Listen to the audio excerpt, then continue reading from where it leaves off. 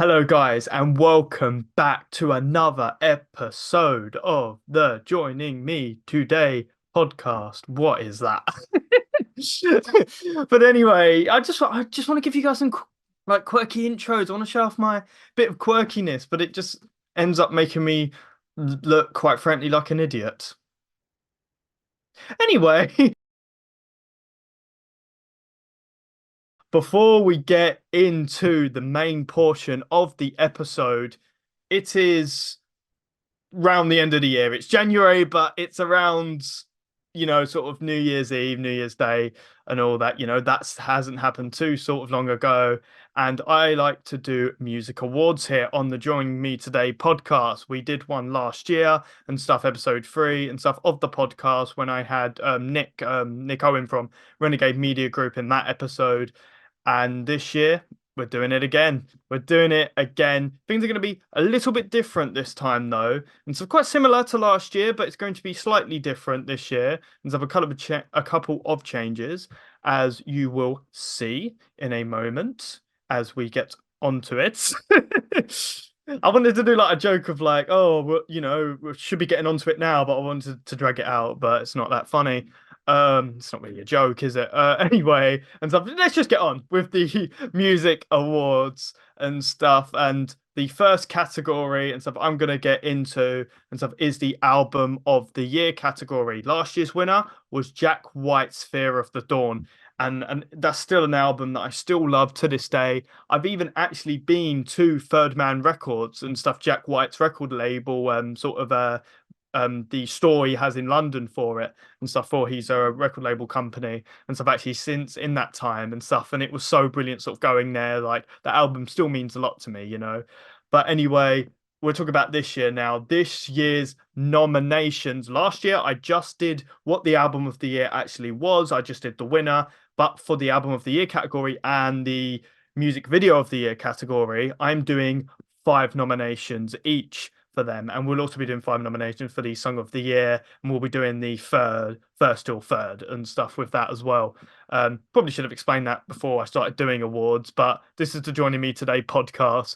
Things don't go right sometimes, and my professionalism is probably about as good as it feels to accidentally kick the door when you try to go into a room. But anyway, and stuff, let's get straight into the nominations. The first nominee for Album of the Year is Royal Blood's Back to the Water Below and stuff. I've got the vinyl, as you can see, and I'll be showing off a few other vinyls of the nominations this year. So Royal Blood, Back to the Water Below.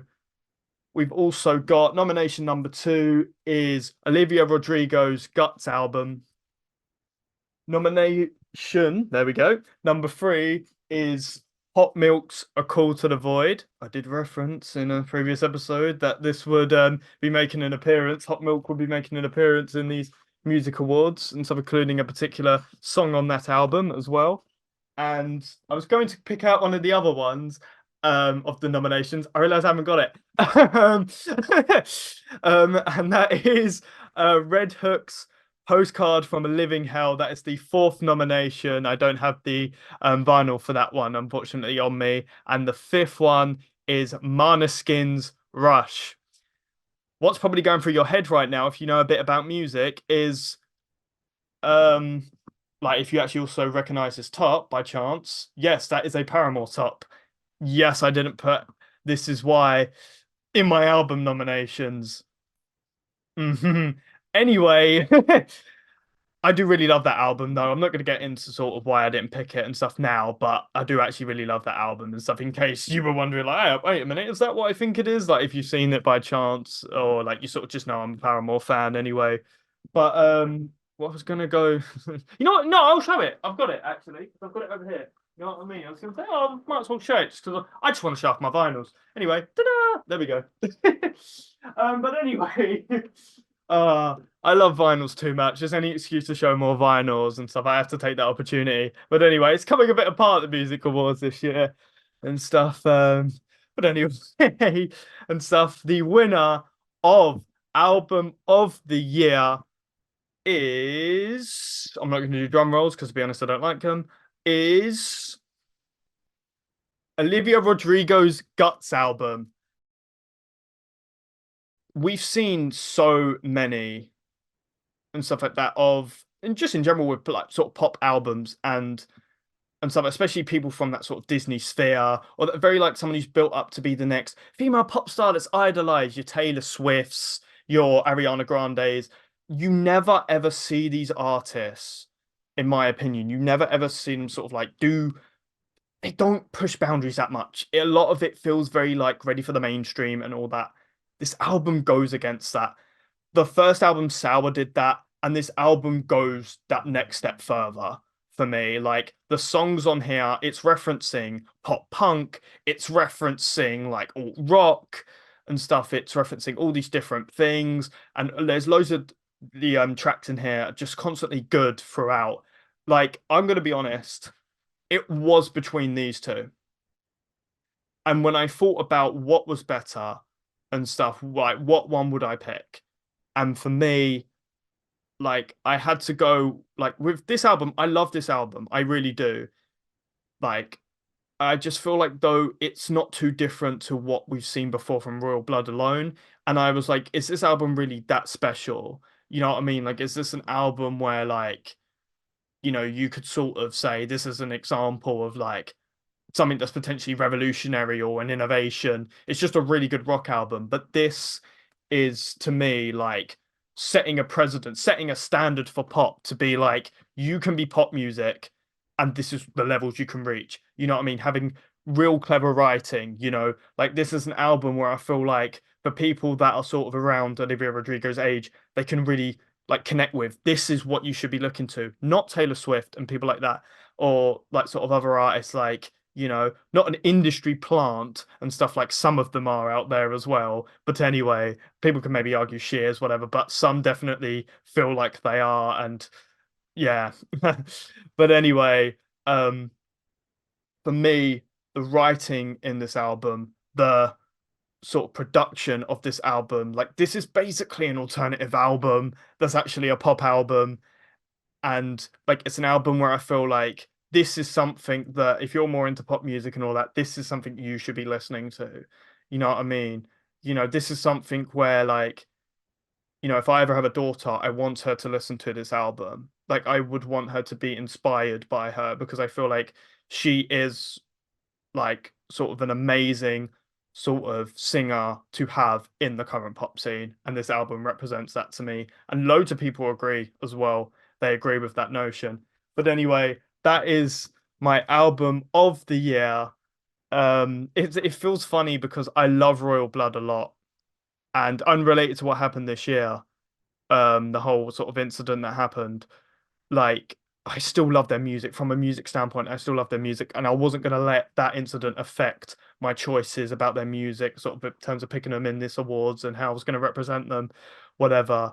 It feels weird like they're not picking them because I love their music. I know they are deep down.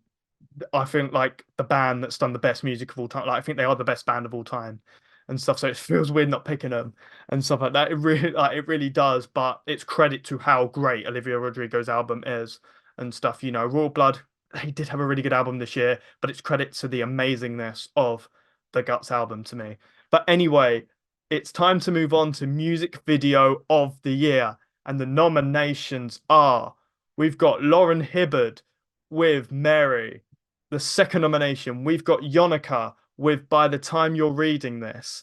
The third nomination is Royal Blood with Mountains at Midnight. Nomination number 4 is Stone with I Got a Feeling. And nomination number 5 is Alessandra with Queen of the Kings.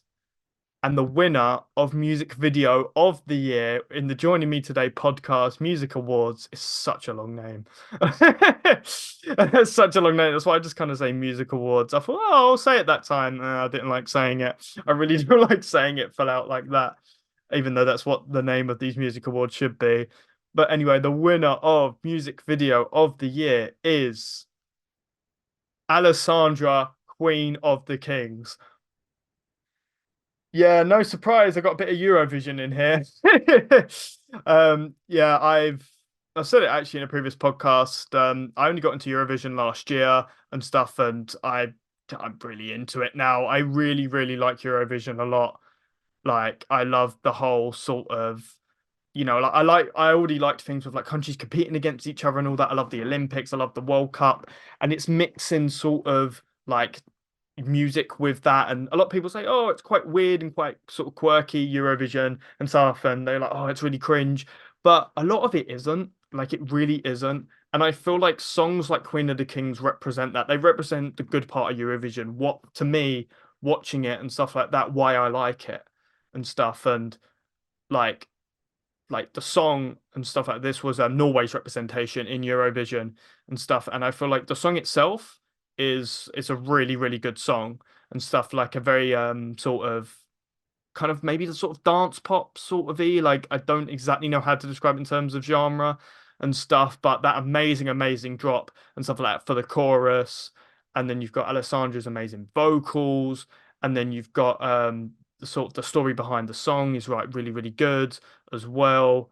And like this sort of production of the song and stuff, like the structure of the song and stuff like that, it keeps you sort of entertained. Like, you know what I mean? You don't get sort of lost in the song in a bad way, whatever. It's brilliant structure and stuff. All Eurovision songs have to be under 3 minutes, so it's kind of hard to mess up the structure there and stuff like that. But I just feel like it's able to keep that pace up. And sometimes songs and stuff that have stuff like heavy drops and all that, they can struggle with that. I don't think this song does that. I think it keeps you sort of entertained, whatever.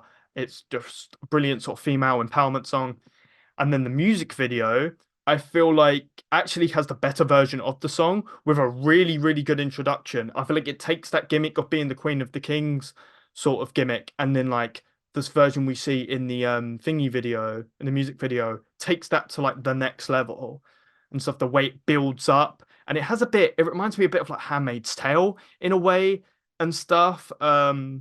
Sort of, and that kind of thing of like it's kind of like reference-ish to sort of like the song as well, and sort of what it's trying to go for in sort of female empowerment, sort of that thing of sort of women and stuff like that, sort of trying to escape and sort of going against like the system and sort of stuff like that, and just like sort of like fighting for themselves, and you know what I mean, sort of like, and I kind of get sort of vibes on that from this music video. And like I feel like we see Alessandra sort of presented and stuff like that in a way that where you really feel like she's got that kind of that queen element in a way, you know what I mean? Like she really feels like she is important. It's not just videos that do that sort of thing where it's very much like we're going to represent them as really important. They really are a queen and it's female empowerment and stuff like that. I feel like a lot of videos drop the ball on it. I don't think this video does that for me. I feel like it's really, really good at sort of representing her and stuff like that in that sort of like way and stuff. And like for me, like as somebody who does like female empowerment songs, it's nice to see a music video that like does that. And like I said, does it in this sort of very creative way as well.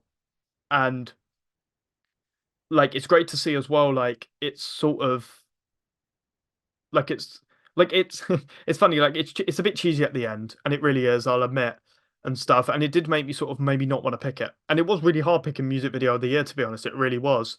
It was hard sort of making the decision which one to pick out of like these five nominations and the other even other ones that I considered having in the nominations.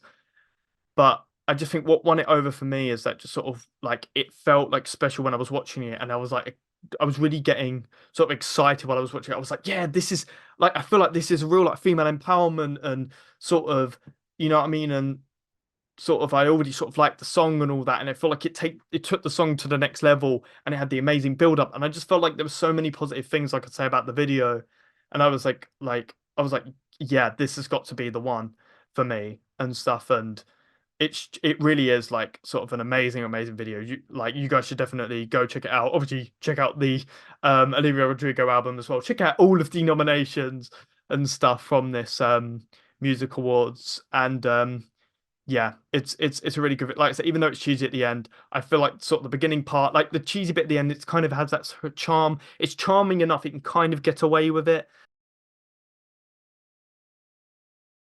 But yeah, that is music video of the year.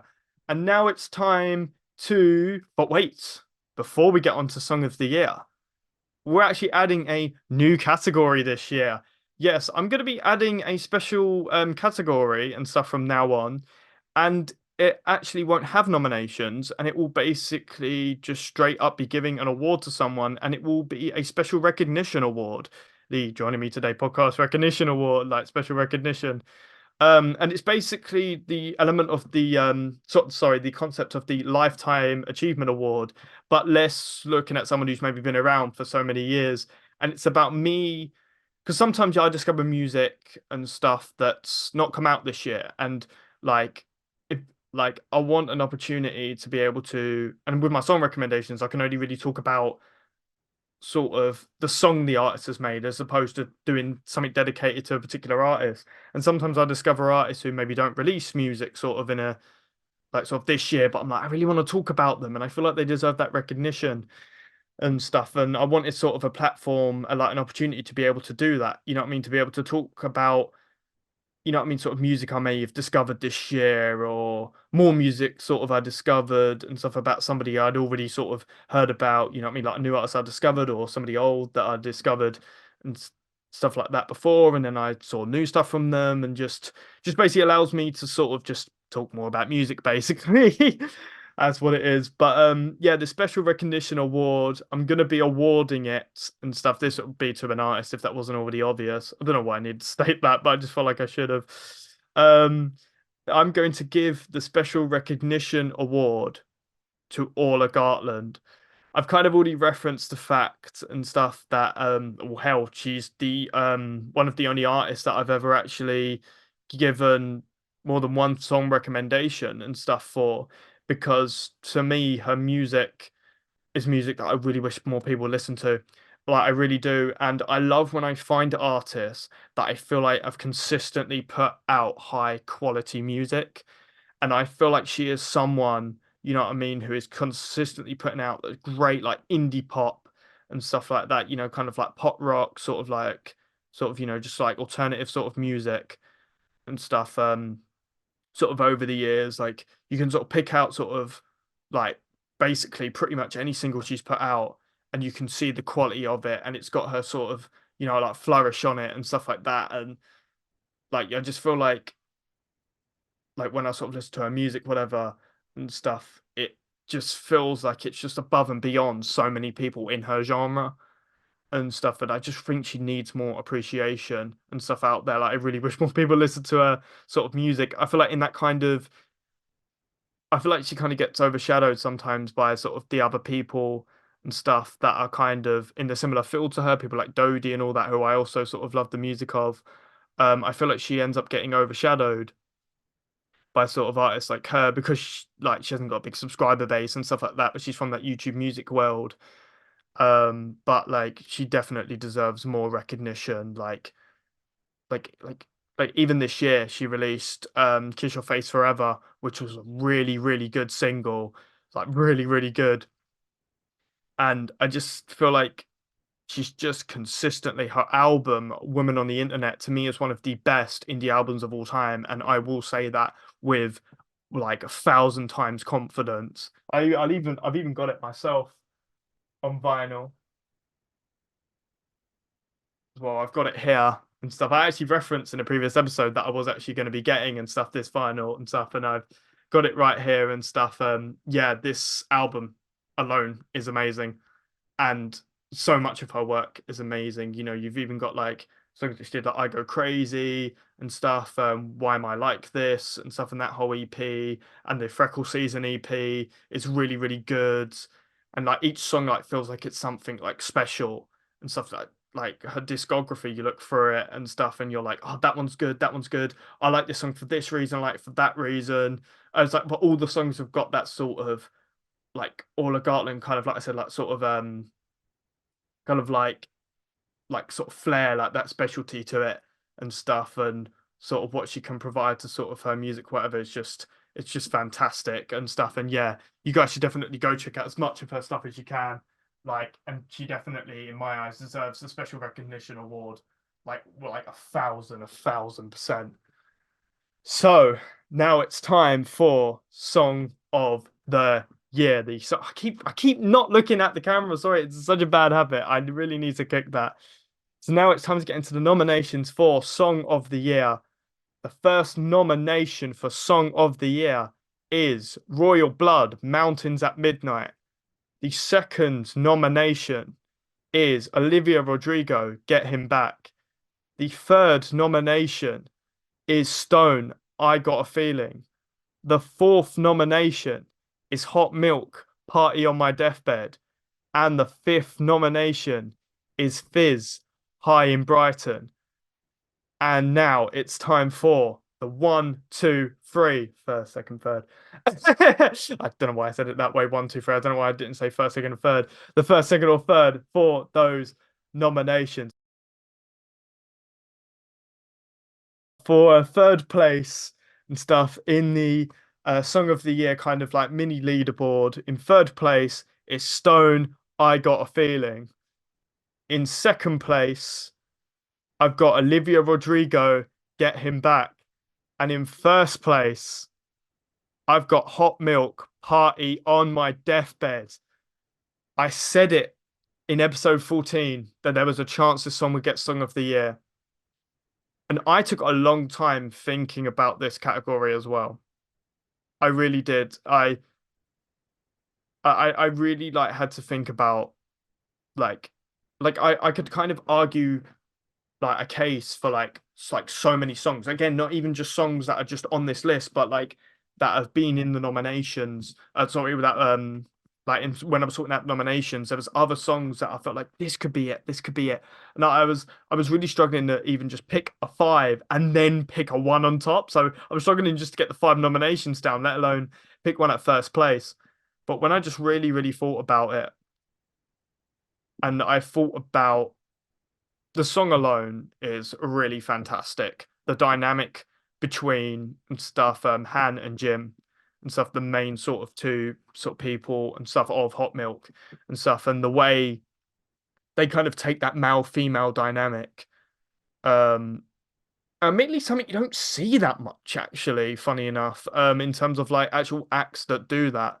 I feel like that's quite a rare thing to see a male female kind of pairing and stuff, especially in like the alternative scene and all that. Um, but like they sort of take that gimmick and it's like fantastic. Like both artists feel like they're both complementing each other and they feel like they stand out in their own way. And you feel like the sort of their personalities and their vibe and stuff they put into sort of all their songs, and especially this song specifically and stuff like that is like brilliant. And like on top of that, like sort of the sort of like the background music to the lyrics. I'm not very good at musical terms and how to phrase things properly. But yeah, like the structure of the song and like I said, sort of that backing track with the guitar riffs in there is like really good, and the way the song sort of builds up as well. Um, and like the vocals of both of them and how they complement the song fantastically. Like they really do the song justice. And it's just you listen to the song and like it's that thing of like it's like this feels like special. It's not just a typical alternative song. It's like you feel like you listen to it and it's like, oh, like this is good. Like this is really good. Like you feel like sort of how sort of like good it is. It's like it's hard. I'm not the best at explaining as well, like why I enjoy things sometimes. It's always hard to describe things with music, especially because I don't, to be honest, I don't know that much music theory and stuff. So I really apologize and stuff like that if I'm struggling to explain sort of why I like why I like certain things to do with music and all that. I've always kind of struggled with that. With like sort of trying to explain why this song's good and sort of other things and stuff that related to music. But but yeah, like sort of lyrically as well, and so it's a song that you love to sort of sing along to. Um, and like for me, like what makes it special as well is that like I see like the other albums, the other songs on the album and other sort of similar songs, and like I said, like, I like songs where I feel like they're special and they really stand out as like a proper like this is like a proper single. This sells you on an album. And this song I feel like does that. Like you take like horror show is also a really really good song on the album.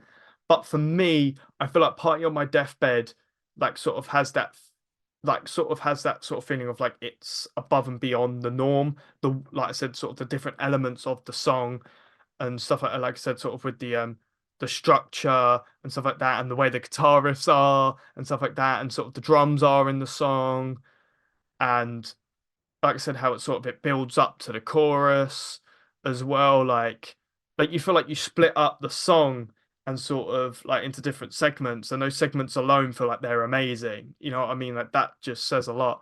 I'm sorry, I'm really not great at explaining why it's good. I just find it hard to explain why why, like I said, music stuff and all that.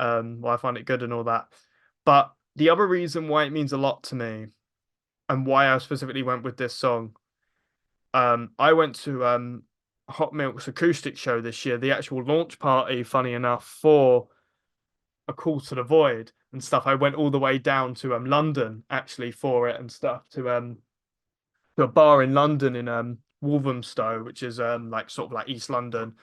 Um and I'd never like gone to a show like that, like because I haven't been into music too long and stuff, admittedly. I just hadn't gone to a like, sort of music concert sort of yet, whatever, you sort of like I'll admit I didn't start a job till sort of quite recently, whatever, and so like so once I had disposable income and all that opened more opportunities and stuff. It wasn't like, oh, I got to wait till my birthday and then wait till March to go see sort of so and so, whatever. And because of where I live, it's not like I'm got a music venue like 5 minutes away from me. Most music I want to go listen to, I've got to go London and all that. So like because of sort of where I live, whatever. So like it was hard for me to sort of see much sort of music stuff and all that. But I went sort of down for this, and like it's funny because they didn't actually play this song and stuff like that because it was only an acoustic show, but just sort of the way they were speaking about, like you could feel the passion for their work. Like you could really feel and stuff like that, the passion they have for their community and stuff, and like I said, like sort of for music and stuff and what they're doing and sort of the messages they want to send out there. And like I was like, this is what alternative music, this is what sort of more indie music is all about. And I just really connected with them as a band, and I was just like these guys are truly sort of amazing and stuff like that. Like the vibe I get in their songs, and I felt that in the room, and I was like, I love that authenticity and that realness, and I just really connected with them as a music act. And then sort of when I listened to Party on My Deathbed again, and like when I think about that song, it just is more special, sort of for me, and stuff like that. And it just reminds me of sort of great memories of that like brilliant acoustic show. And I actually got to meet Han, funny enough, from the band as well, and stuff like that was like a crazy experience. But it just made the song like and just their album in general like even more for me. Like the reason I didn't pick it for album of the year is just admittedly like overall as an album, it's really, really good. It's just that like Royal Blood's album and Olivia Rodrigo's album, to me, I feel like both of their albums were just sort of better from a more kind of artistic standpoint and all that. And I feel like there's certain songs in sort of that are Call to the Void. It's really good, but a lot of the songs they're like really, really good, but they're not really, really, really, really good. Like a lot of the songs on um like Back to the Walk Below and like Guts and all that, and the way I view albums and the way I view songs for me, I feel like you can think of more specific memories and all that. When you're looking at an album, you're looking at it more like a critic, more sort of, you know what I mean? Like, yeah, you're viewing it more like a critic, you know what I mean? You're thinking a bit less maybe about memories and more about this as a collective work, you know what I mean? A piece of work, a piece of music work. But I feel like with like a song of the year, a particular song, you feel like you can more add that kind of personal context to why you sort of like it. And for me, I feel like those two things mixed together. Like if I was to say what song represents 2023 for me, you know what I mean? What song would I want heralded as the best song of the year for 2023? And for me, it had to be like this song and stuff like that. Like to me, it just makes the most sense And this song is so good. It's really good. Hot Milk's a really, really good band. I only discovered them this year, and I'm so happy I did. This song is really, really good. I'm happy to say that Party on My Deathbed by Hot Milk is the song of the year for 2023. And that was this year's music awards. And I love doing this. I really do love doing these music awards. I love being able to throughout the year thinking, oh, is this going to be it? Is this going to be song of the year? Could this be album of the year? I really do love doing this and stuff like this. I mean, doing these music awards and all that. Like, I love the fact that like how do I describe this? I haven't been into music for a good chunk of my life, and I'm really happy that I'm now finally really, really embracing my love of music. And when I do stuff like sorting out this song of the year, album of the year, and all that, sorting out these music awards, like it's like a reminder to me of oh, I really love music, and it reminds me of this brilliant passion I have for music, and I just love it. And so it's why I do the song recommendations in the podcast. I just love music and stuff, and I love that I can do these little representations of like music and stuff like every year. And here's to 2024, the 2024 music sort of awards for the Joining Me Today podcast. And I'm already thinking about who could take some of the certain awards, album of the year, or could be Yard Act, could be Lauren Hibbard. Some really good albums are coming out next year, and single of the year as well. Like obviously, we've only got a couple singles here and there so far, obviously, but like, I'm excited to see what ends up coming out. But yeah, that was the music awards, and I think I bored you guys long enough with this part. And yeah, I think it's time to jump into the amazing interview I have for you guys today. So, future Bailey, go be awesome. And also, wait for I go. Look how great I look. Sorry, I just got to point out sometimes how handsome I am. Like, I was telling myself, you got to tell the audience how great you're looking. And I'm like, I've got to, you know, look at the beard, look at the hair. I'm looking, how can I be this handsome? But anyway, and so let's get on to the main portion of the episode. Future Bailey, take it away.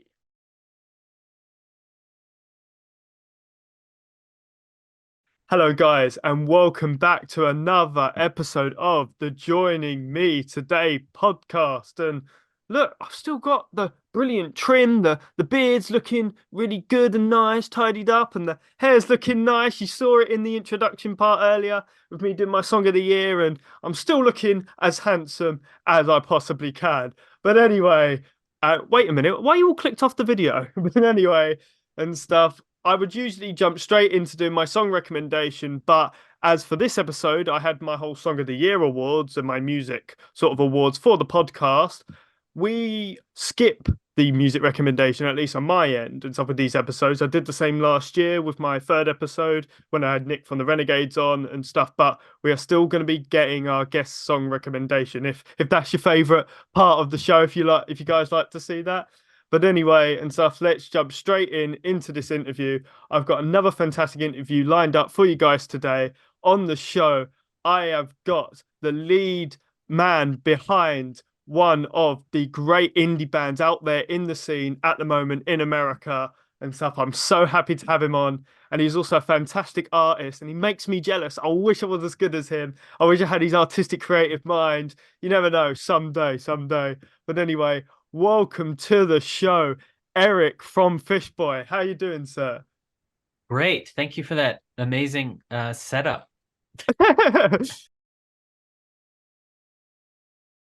But yeah, as you sort of saw in my introduction and stuff, I like to get song recommendations from my guests. If you were to recommend a song out there, maybe because I was talking about song of the years and all that, maybe your best song of 2023, maybe and stuff. What song would you like to recommend out there? Oh, wow. My favorite song of 2023, Unprepared. I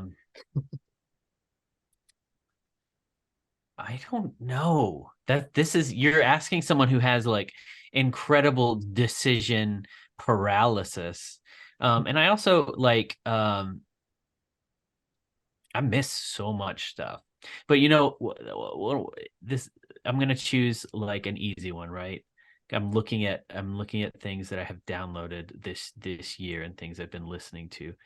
Um, I really like uh I really like that Olivia Rodrigo song, Get Him Back. Yes. Um, that song is so incredibly written, like Mm. because within like moment to moment, she's talking about like getting revenge on someone and also reuniting with someone and switches from like line to line, and you're trying to follow what she's talking about. Have you heard this song? Well, it's on my Song of the Year list, so Okay, yes. great. Yeah, this and I recently listened to this entire album, and that song in particular still is a standout for me. Like uh just incredible songwriting. And the fact that it's coming from this young person, and I remember myself being that young, and and feeling this way of like, you break up with someone and you're like, I either want this person to suffer or I want to reconciliate with this person. And it's like, to a young person, that's absolutely like they coincide, that contradictory idea. Mm. Yeah, that's probably it for me. Yeah, That's that is a probably it. fantastic recommendation and stuff. That album, to me, I'm gonna say a bold statement, and people probably moan at me. I think it's one of the best pop albums of all time. Because I think Wow. for me personally, I feel like you said, you kind of hit the nail on the head. To be someone who's that young and to be from her background of that kind of the Disney star coming into Yeah. music. And no offense to the others that have done it, but it's been very cookie cutter, very made for the mainstream. And I feel like she's like totally gone against that. Like to make a pop album that's referencing like the White Stripes and referencing pop punk music and in Right. 2023, and it's like like the topics it's covering and the clever writing, like it's made for radio but not, and that's Right. like amazing, and like we need Right. more of that in pop. So that's what to me, fantastic recommendation. So I definitely agree with you on that one. Yeah, it is. It's a and that song in particular is like my favorite style of music, that late 90s, like Beck Mm. alternative gorillas type of thing, where there's a big beat behind it and there's speak singing. Like that's my favorite type of stuff ever. So when I heard that come from a 20-year-old, I was like, what is happening here? I need to stop everything I'm doing and listening to this song. Listen to this right now. um yeah, it's great.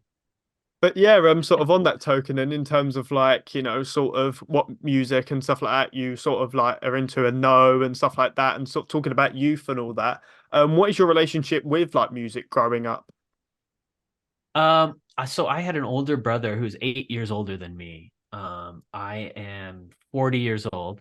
So I came of age in the mid 90s and started really paying attention to music in the mid late 90s. And that's still like my favorite era of stuff. But I was always had older taste than all my peers. So when my peers were into like emo stuff or even like pop punk stuff, I was getting like indie rock stuff, Pavement and Sonic Youth, um from my older brother Beck, of course. And so I was really, really early on into that indie rock 90s independent stuff when I was a kid.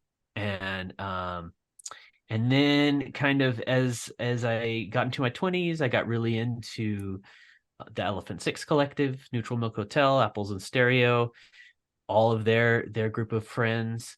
And that led me into a deep dive of the 60s.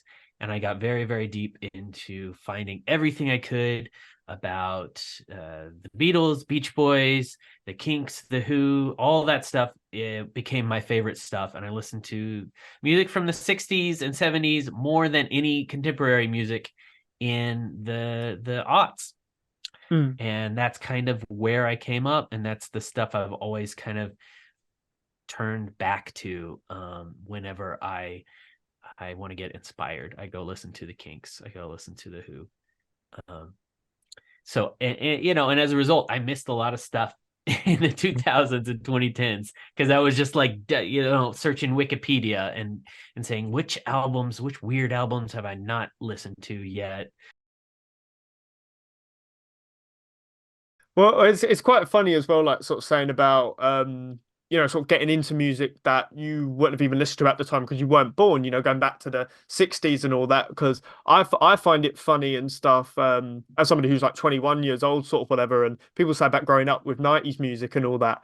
And it's funny, it kind of makes me wanna then, well, for me, that's the same thing because I wasn't around in the 90s. So for me, it's kind of like I want to then I want to go back and look at that nostalgically. It's kind of funny. I feel like that's caused a lot of the even with emo music as well. Like a lot of people that are sort of into that music now and stuff like that weren't around when MCR and Panic at the Disco were first about and stuff. And I think that's a big Right, thing is going back and sort of seeing what came before. In theory, you should think, why would people want to go back? They weren't born then, they wouldn't get the culture. right, But it's like with fashion and all that and everything. People want, vinyl. People want to go back to those sort of like old things and stuff. Would right. you say that's quite a big thing for you, kind of like nostalgia and sort of having those influences in your music, sort of looking backwards, like not just at the future and the present, but kind of like looking backwards as well? To me, I'm really interested in people like looking back on those eras and finding the things that they miss and finding the things that people um thought were popular back in the day. Like I said, I missed a bunch of stuff. Every year I miss stuff. And I this year I spent a lot of time going back to those years where I was so focused on touring or making music and looking at what I missed and what people thought was great then. Like this year for me, I really digested the like the MF Doom catalog. I had never gotten deep into that, and his that stuff's amazing, and that stuff was highly regarded when it came out, and I just missed it.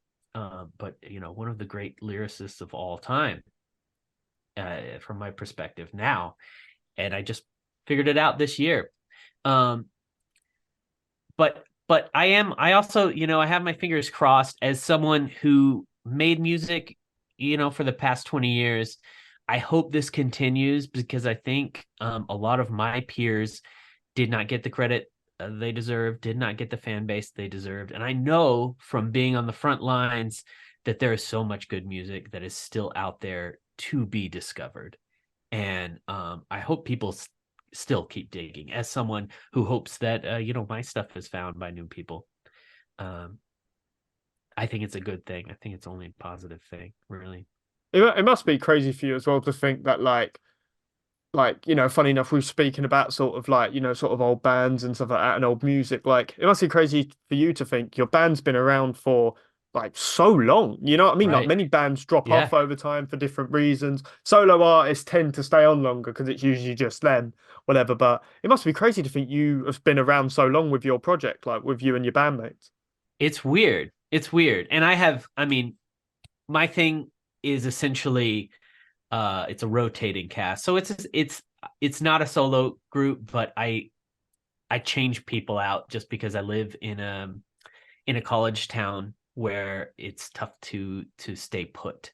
So I constantly have to probably every other album, I gotta swap people out and find a new group of people to play with. But I stay in contact with everyone, and it is weird. It's weird to think that it's gone on for 20 years, but I also started, at 16, and I just never changed the name. So, uh, yeah, it's almost 25 years if you say 16. Yeah. So, yeah, it's bizarre. It is bizarre. But Yeah, I'm grateful to still be making music, and I'm grateful that it looks like I have this big history, whether or not it feels that way. but yeah, like you've even like you've had so much, like you look at your discography and stuff and the amount of like projects you've done and stuff. And I think the interesting part about sort of, I mean, like the Fishboy project is the fact that Yeah. all of the work's sort of very narrative based. So it's like it's like kind of like you're writing these little books, but they're in music form. It's not just you talking about love in one album and then it's love with a different person in this album. It's Right. it's very like they're their own little projects over the years. Like what Right. was that the intention going in that all of them would be so narrative based? I started like on about my third album, Albatross in 2007. I started doing narrative stuff. And then just kept doing it from there on out. I went to film school and I was like, it's going to take me a ton of money and a ton of like, not just money, but the ability to convince other people, hundreds of other people to make movies and with me. And I was like, you know what? I don't know if I have that in me, but I do really like telling stories. So I took a lot of the stuff I learned from that education and applied it to writing a song by myself, writing a group of songs by myself in my living room. And from there on out, I was just kind of hooked on that method. And I do kind of approach my stuff, and I have approached my stuff since then as if I was writing a book, as if I was writing a screenplay. And there is like a little bit of connectivity between albums, and I do consider them all kind of in the same world and would love to someday connect them all in some sort of like connective tissue type of thing. But I do approach to get back to your question, I do approach it as as something that I do approach writing it as if it is going to be timeless, as if someone is going to find it 10 years from now, as if, my immediate audience may not be there, but someone way down the line will be able to look at this story and pick it up like a book or a movie and say, you know what, this still applies today. Yeah, it's actually quite sort of funny because like and like to be sort of like honest, whatever. Funny, I discovered stuff, your music and stuff through like Robbie and stuff, Sportcliff and Right. stuff. We've spoke a bit sort of over email, sort of about that, and sort of I remember sort of him saying and stuff. Oh, he uses like a narrative style and all that, and it was something where I was kind of like because it wasn't my sort of style. I was like, oh, okay, sort of. I didn't really think much of it, and I was like, you know what, I'll give it a try. And I just like I gave the Waits Giving album a try, and I just fell in love with it. I was like, oh, I get this now. Like this makes sense and stuff. And I was like, I think it's kind Thank of you. like with a lot of interest. A lot with music, I had a similar experience. I was like, oh, this just isn't for me, whatever. But I sort of gave more and more music a try, different genres, same with like metal, pop punk. I thought, "Oh, that's not me. I'm not that sort of person." But I dove into those things, and I'm like, this is good. Like I get this now. So like you converted me, so you converted me into that narrative Thank you. style. It is, and I find it is something that I try and sell it less. I find that the more I try and over explain it to someone, the less they are to try it out. So I slowly am getting better at knowing what to say and how to say it to get someone to jump on board so it doesn't sound like it's like homework or something. You know what I'm saying? Yeah, yeah. Which is it's a very easy thing to slip into. Probably me talking at length about it right now, if someone were to pull this up, would be like, oh yeah, this sounds like it's a a heavy thing. But really, I approach it song by song, and I approach it like, okay, if someone were to just hear this song, then is it gonna work for them without this bigger like story aspect? And that's how I write it. I think, okay, this song works on its own, then this song works on its own, and then maybe I'll do one song at the end which connects everything together, and maybe that's the one that doesn't work on its own, but it's fine because all the rest you can just kind of ease on into, Yeah, you right? don't need one of those massive law books where this is you got to study up on Right. your fish boy beforehand. You can just jump straight in, and And as a there's lazy not, person, I love that. yeah. And like I like that stuff. I like complicated stuff and I like dense stuff. But like, to be realistic, I don't have enough fans to sustain writing the Lord of the Rings or something like that, right? Something that complicated. And then just expect everyone to listen to it. So yeah.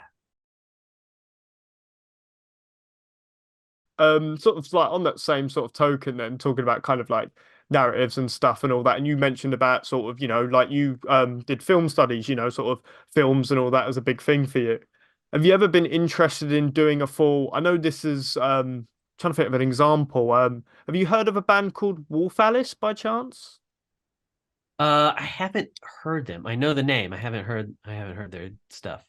Yeah, I know that they on their most recent album, I believe they did like it was basically like a video album. So all the songs Yeah. were separate, but it was basically every song had a music video. I might be wrong, I'm pretty sure and stuff it did. Is that something you'd ever be interested in doing? Kind of combining your video and your music together, like everyone has a video.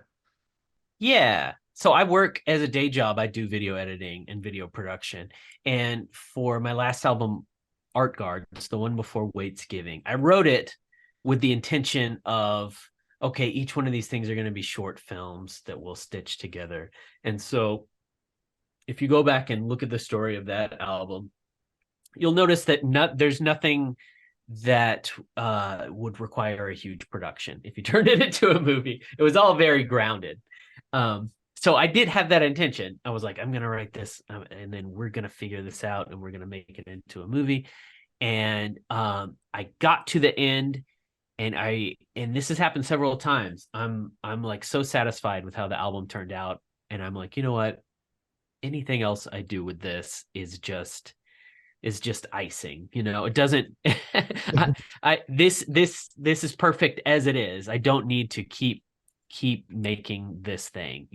And I have made several like comics based on my stuff. um so sometimes I made one for Art Guard, so sometimes that scratches that itch. I made one for Art Guards. I made one for an elephant, which is kind of like a Pixar movie, with like a dark Pixar movie about a ghost of an elephant getting revenge on its killer. um that one, they could all, in my eyes, they could all be movies.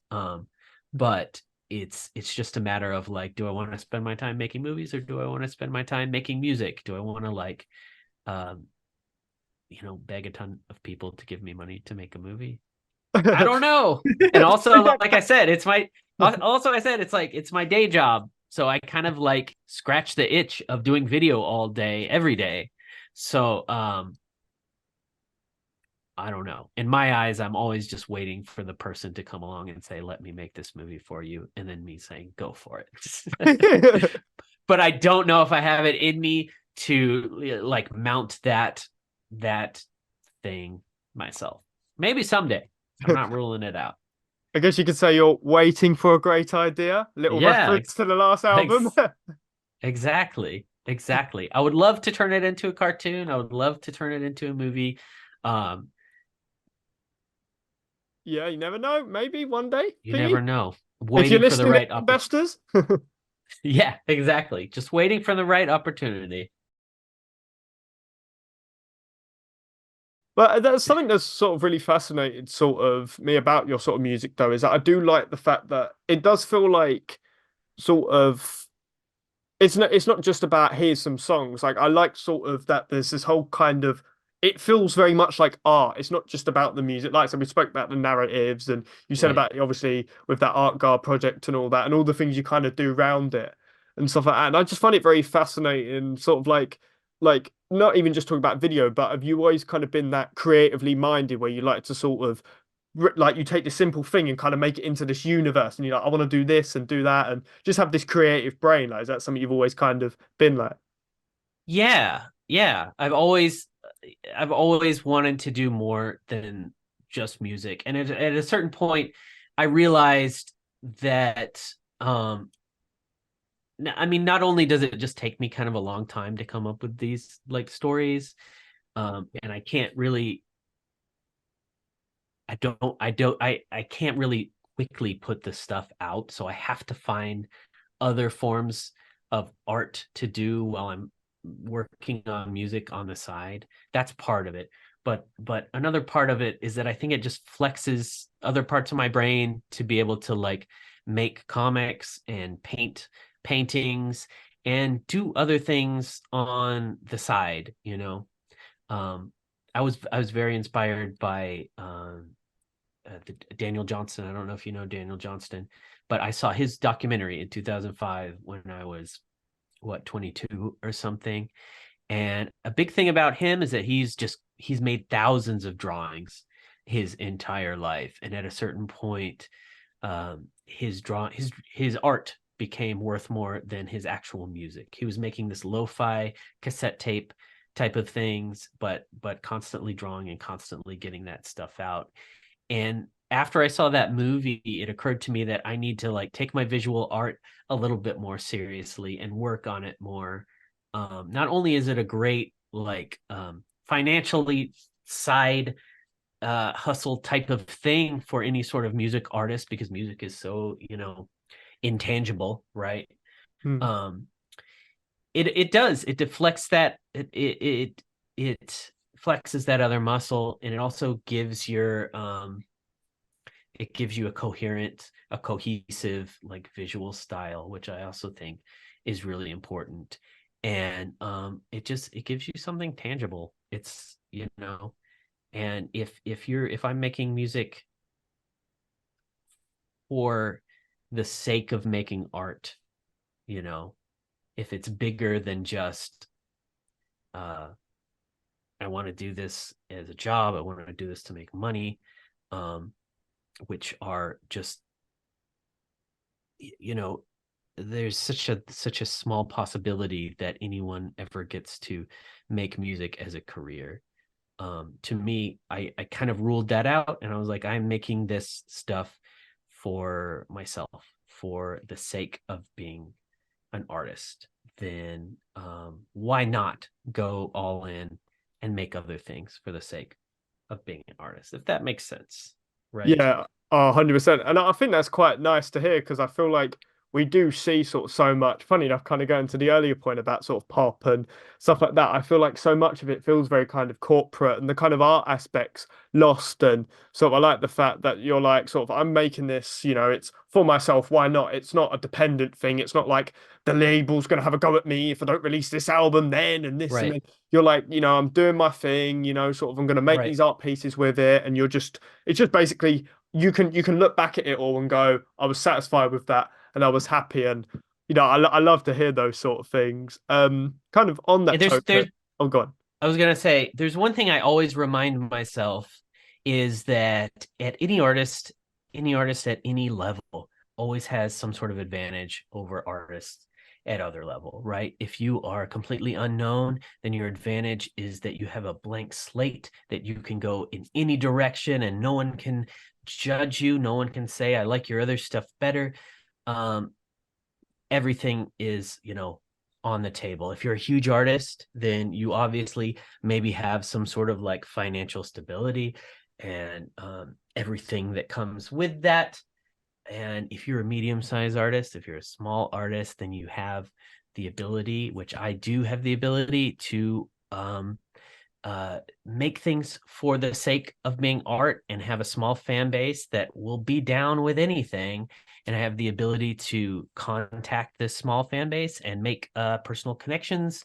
And I, I take time out of my day to like make weird packages when people order records, send them cool things. I'm able to respond to emails, and that's not something that a bigger artist can do.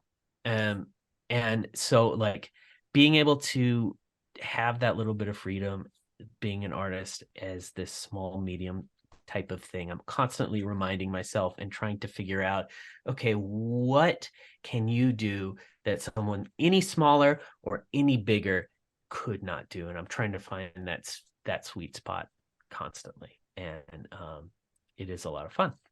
Yeah, and I think your fans really appreciate that. It's that personal ability and stuff like that. And it's why I love indie music so much because I feel sort of like you feel like you're really part of a community when it's an indie artist. You know what I mean? It's, obviously there's still that pseudo sort of relationship. It's not like they're your mate, you're going to go get a drink with them, but it's that kind of thing of you feel like you can connect with them a lot more. And I think that connection and stuff helps people connect with the art itself. You know what I mean? It's not just like, oh, you're the next big pop star corporate A or you're the next big metal star, whatever sort of. It's that you can connect with them. It's hard to explain, but it's that is that you can sort Right. of connect with them in that more special sort of way, and you can connect a lot more with the sort of art and stuff and what they're going for. And I bet your Right. fans must appreciate when you get them the little gifts when they're ordering their vinyls. That must be Right. such a cool thing to do.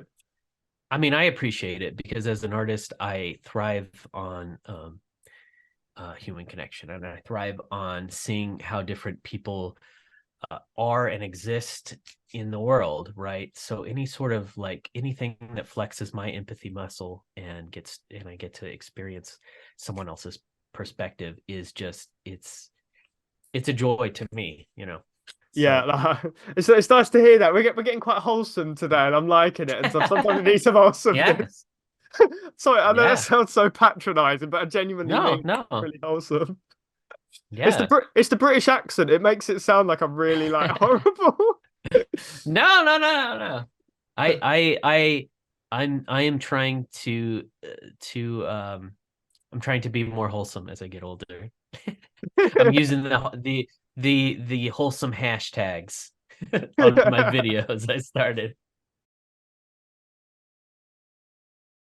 We've already mentioned his name and stuff. Previous guest on the show and stuff, Robbie, aka Sportcliff and stuff. Yeah. Fantastic music, sort of influencer and stuff. TikToker, YouTuber, Instagrammer as well. I know his Instagram's picked up quite a bit now.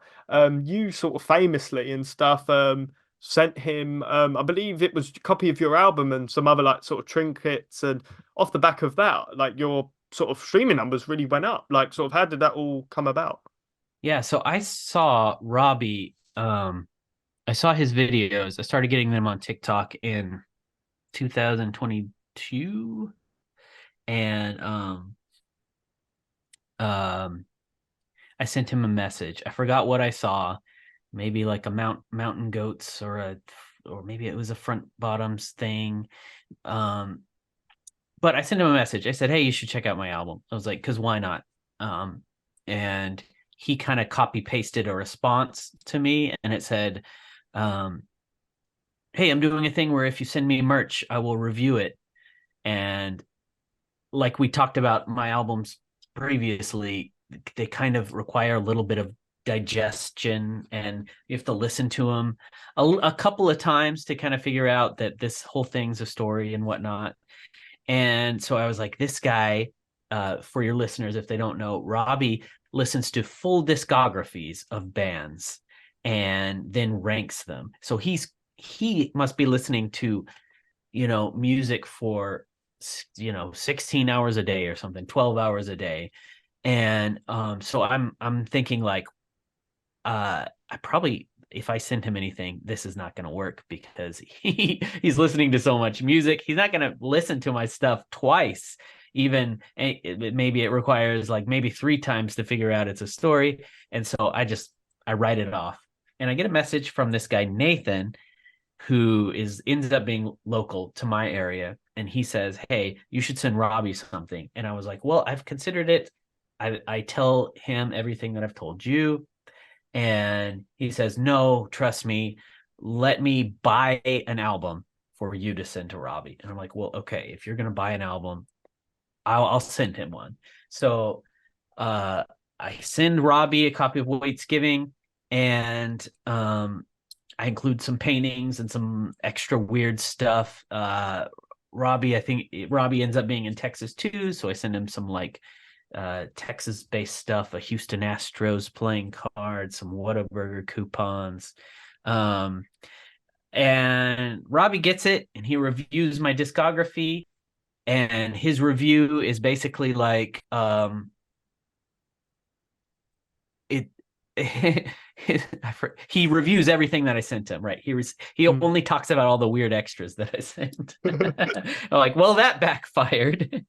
and and he ranks my discography and he puts probably the least essential record I would consider as the first essential record, like this random EP from 2009. I'm like, well, that wasn't a total bust, but it kind of ended up how I thought it would end up, you know. So a few months passed and Robbie makes another video and he's like, "Here are the most underrated artists." And Fishboy is on the list. And Fishboy's the first one he mentions, and he mentions Fishboy along with a bunch of bigger artists. And as he mentions the bigger artists, like you see the monthly streaming things just go up and up and up. And like up till that point, I didn't really pay attention to the number of streams I got at all to on Spotify, because like I don't know if you realize this, but the number of like actual streams it takes to make any sort of tangible difference in your life, it's like 0 to like 1 million or something. So like anything in between, you may as well not even look at it, you know? And so that was me. I was like, I don't, whatever, Spotify, okay. And but for this reason, I watched the whole video and I was like, okay, I'm underrated, but then like all of these other people that are just exponentially bigger than me are also underrated. and I was like, I have to figure out some kind of reply to this video, because that's kind of how TikTok works. If you want to get people to come over to my page, I have to reply. And I was having this really weird week, really stressful week, and I was like, I went into the backyard and I made this video that I've since taken down because I think it's super embarrassing, where I was like talking about how bad it feels to be called underrated. You know, I was like that I appreciate, I prefaced everything and I was like, I appreciate Robbie, this is awesome, I appreciate it, but it feels, everyone should know that you should probably not call your indie band underrated, because that means you're kind of just saying that they failed on marketing themselves. you know I was like, so everyone, like, please, let's not call people underrated. And that was just, that's, I should have just said thank you and hung up the phone. Like 6 months after that, he posts a thing in the summer that's like, here's the bands I think that are going to blow up next year, right, in 2023. And it does okay on TikTok, but then it just blows up on Instagram. That one just goes to like almost 1 million on Instagram, and then just boosts my stream. Again, I'm the first one he lists. This guy's going to blow up. And I replied to it with like a song, with my latest song, because he says something like, I just think more Mountain Goats fans need to find Fishboy. And I have a song that we haven't talked about that's like it has a complicated setup, but it's like the Mountain Goats have a famous song that takes place in Denton, Texas. And as someone who is roughly in the same genre as the Mountain Goats, I get asked about that song all the time, and at shows when people find out I'm from Denton. And so I always joked about, hey, let's write a song about the Mountain Goats' hometown, and then they're going to have to get asked about that song. And so I wrote this whole song that was about getting asked about this lo-fi Mountain Goat song released on a tape. It's called the Best Ever Boombox cassette tape from Durham being where the Mountain Goats live. And anyway, I replied to Robbie's video with that song, and that did very well to me. It did find a bunch of Mountain Goat fans, and yes, my streaming numbers went up a little bit. And then Robbie reposted the video again, and it got 2 million the next time, and my streaming numbers went up a little bit again for a brief moment of time. And it's been nice. Again, like I said, like, anything in between 0 and 1 million is kind of just like there's no money coming from Spotify, so it's just kind of like clout. I've definitely gotten a few orders and a few nice words, but looking at those numbers, probably not good for anyone's health. Well, hey, they So do say it's the whole exponential growth thing, isn't it? As once you start to sort of get yeah, up that curve, it doesn't just go up in a straight line, it goes up that yeah, way. So that could be the yeah, start of, you could be 100,000 listeners next year. You never know. sure. I try not to focus on it, but yeah.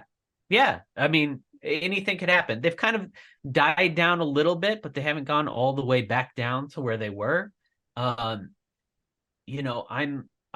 am happy for the opportunity the modern era of social media has brought. And I'm very honestly just trying to put myself out there on a regular basis, because the two things are so connected now. And I feel like we do have a short window to where that stuff is gonna go away.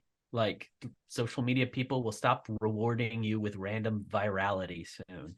So I do appreciate that I'm able to find new listeners via putting random stuff out there, finding people like Robbie.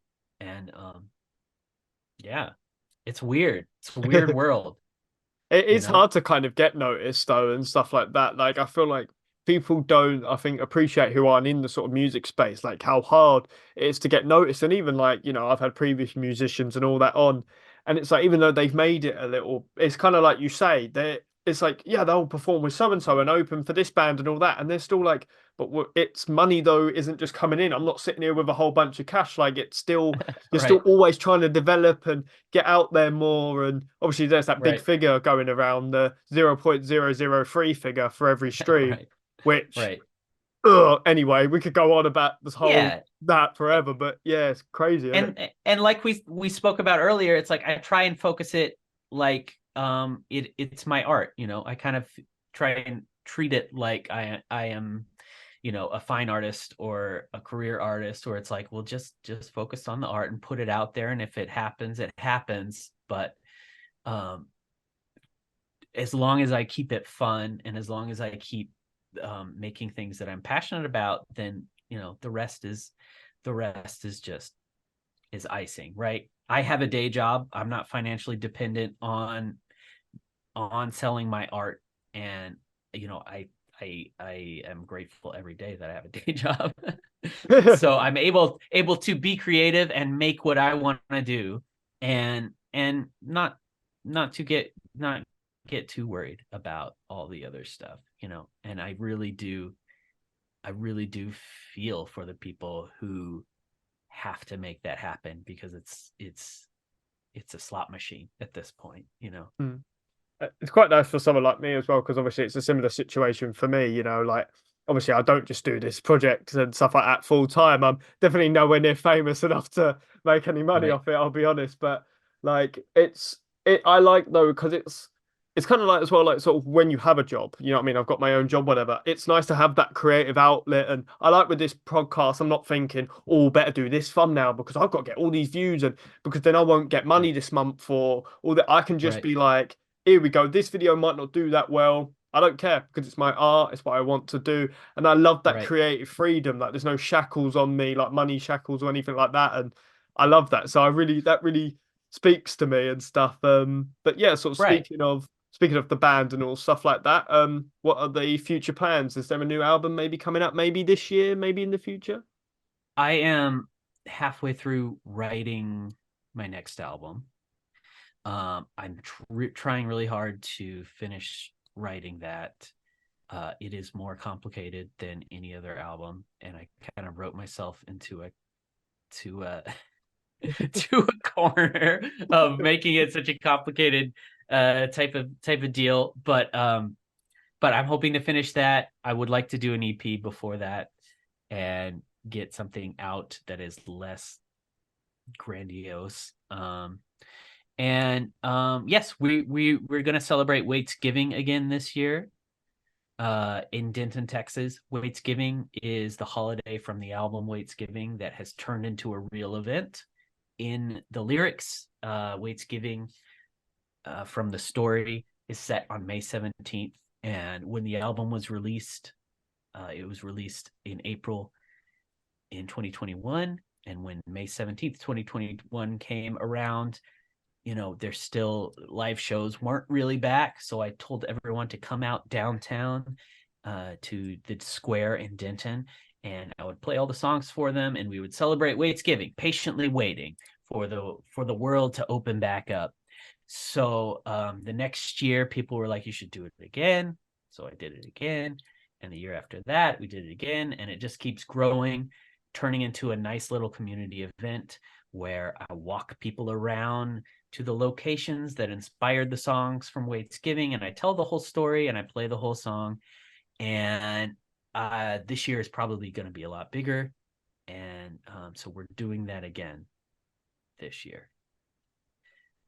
Yeah, that I said a lot of stuff that may have not made We sense. we need bullet points. You need to get notes out. Okay, weights given's here and all that. But no, that sounds really cool. It's nice to hear that an album is on sort of the way, or an EP, sorry, is on the way. Yeah. Are you thinking end of this year, next year, or you're just sort of writing it now? We'll see what happens. Well, I hope to get it recorded this year. Like realistically, um, vinyl turnaround times are like 6 to 8 months or something to get all that stuff in prep. So I have to get it recorded and written, right? Yeah. Written and recorded.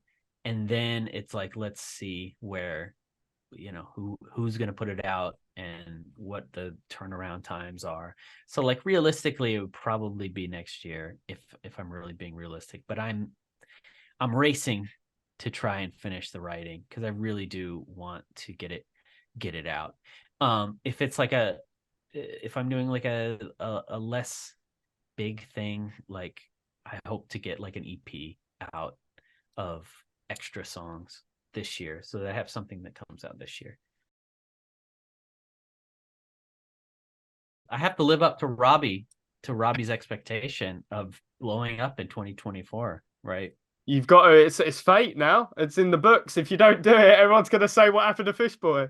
I mean, it's so weird for like modern artists because they already stretch stuff out, right? Not only because the vinyl turnaround time is so long, but the way that it is encouraged to market your music is to be like, here's one song, and then like a month later, 2 weeks later, here's another song, and then you space it out like that over a set of months. So everything has to be done, and then you go on this like year-long marketing journey of slowly trickling things out, because that's just how like streaming works. Get this one, and then it goes on a playlist, and then and then people, I don't know. It's a whole thing, and that's not really conducive to the way I put out music, but I also can't really fight the way the world works. Do you know what I'm saying? It's trying to find that middle ground in it of appealing to what's needed, but also doing the way that's right for you, in it. It's finding Right. that middle ground of how can I market it the best for me, but also what actually makes sense. You know what I mean? So Right. I 100% get that. Right. So yeah, and the smaller you are, the longer you have to plan things out. You know, if you're a huge artist, you could be like, album's done, let's drop it in a week, and then everyone in the machinations, the plants, the record plants, and the streaming services will be like, oh, so and so wants to release an album next month. All right, you got it. But everyone else kind of has to wait in line, which is Yeah. fine. It's just for the people who really want some new Fishboy stuff. You just gotta wait. And like I think about it as a fan. I personally would be able to wait forever for for the next album of some of my favorite bands if I knew that there were going to be great albums, and if I knew that these were going to be albums that I would cherish and listen to for decades down the line. I would say, you know what, take however long you need to. So I'm not, from that perspective, I'm not, sweating it that I need to rush for anything. Do you know what I'm saying? I'm Yeah. trying to get it as good as possible without being a perfectionist. Well, that's what I'm trying to So, think of at the moment for Paramore, because one of my favorite bands, because I'm kind of getting worried that they're about to disband, because yeah. that's what a lot of the signs are saying. So that's what I'm saying. I'm saying waiting forever. That's what I have to think. I'm waiting for them to do the right album at the right time. I'm not Yeah. crying at all about it. I'm getting through it. Yeah. It's like, how many times have you gone back to these albums from years and years ago and you still love them and you still love listening to them? That's the beautiful thing about music, is that you can pick up something that was released decades ago and still have that connection to it. And even if you've never heard it, you can still find it and cherish it and love it. And that's kind of what the story of Waits Giving is, right? there's an album that was buried in a time capsule in the 70s, and a super fan of this band knew that there was one missing album in this discography, and they finally get it at the end of the album story, after there's a whole heist, and they dig up this album and they hand it to the DJ, and the DJ is like, this is the thing. And there's a line in that song, Volunteer DJ, where they say, don't get me wrong, it's okay that they're gone. And that's a very meaningful lyric to me. It says, let me finish it. It's like, don't get me wrong, it's okay that they're gone, but I feel like they stopped before reaching their peak. And that's coming from a very, very super fan saying, I wish my favorite band had another album, but it's okay that they have broken up, right? And I feel that way about a lot of my favorite music. I have what they made, and it is beautiful, and it's going to last me forever. Would I like another album? Yes, but it's okay. You know what I'm saying? We could deal with the grief. We could all deal with the grief. Right. But if you want to keep Fishboy alive, though, go check out his amazing stuff. But nah, seriously though, and stuff. If you guys can, go check out his stuff. He's got sort of amazing albums out there and stuff. Check out Wait's Giving. We spoke about it quite a bit in this episode. Fantastic album and stuff. A brilliant sort of like cover for the album and stuff. Some brilliant songs. Check out Greatness. I forgot the name of it. Sorry. Greatness Waitress. Greatness Waitress. Sorry, I just forgot it on top of my head. No I'm problem. feeling the tiredness here. It's getting close to 8 o'clock now in the evening. It's a song about someone who is not a waitress. So that's what I think threw me off. Yeah, exactly. Yeah, so go check out it. Yeah, I explain it before I play it all the time. This is not about a waitress. It's about someone in a band called Greatness Waitress. Yeah, so go check out that song. I'm so sorry that I totally forgot the title of the song and stuff, but yeah, go check that out. So check out his work and stuff. Brilliant stuff he's doing. And the final question I always like to ask on all of my episodes, and I feel like I really want to ask this question. Because we've had quite a philosophical episode today. What is the most important piece of advice you would give someone? Most important, anyone? Just anyway, so let's say it was me. Let's say you're giving me important piece of advice. I've come to you. What you're giving to me as advice? Oh boy, again, so much pressure. The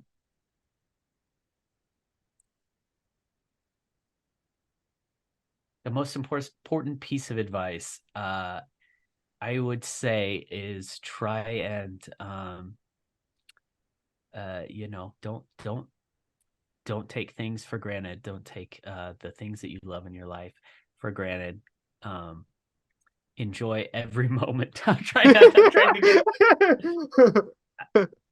No, it's fine. It's fine. To be honest, no, I get that it's quite a put on the spot question. I do get that. And to be honest, if I was asked, I don't know what I'd say. But I would say advice to you as an artist, as a young person making things, I would say keep it fun, and I would say do things that you find fun. And if you're not having fun doing it, consider doing something else. Like it truly you want to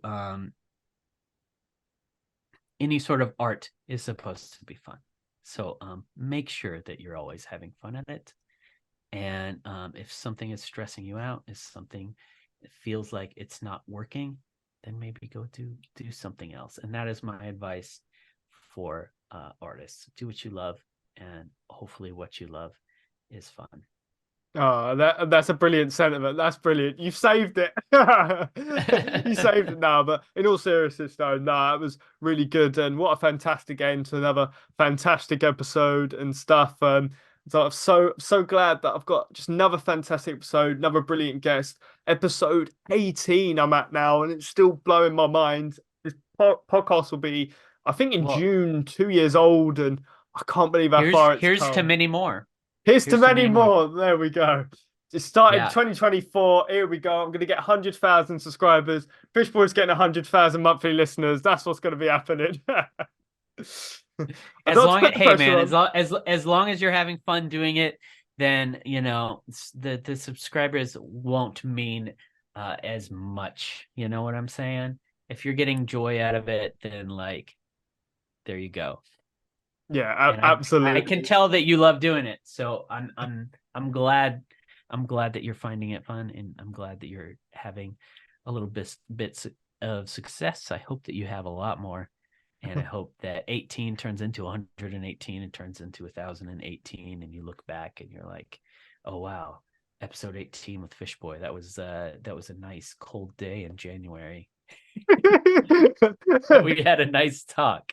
I was so tired. But anyway, no, it's been a fantastic episode and stuff. Hope you guys enjoyed this episode. See you guys next time. Remember to look All at the right. camera for the outro this time. Peace out.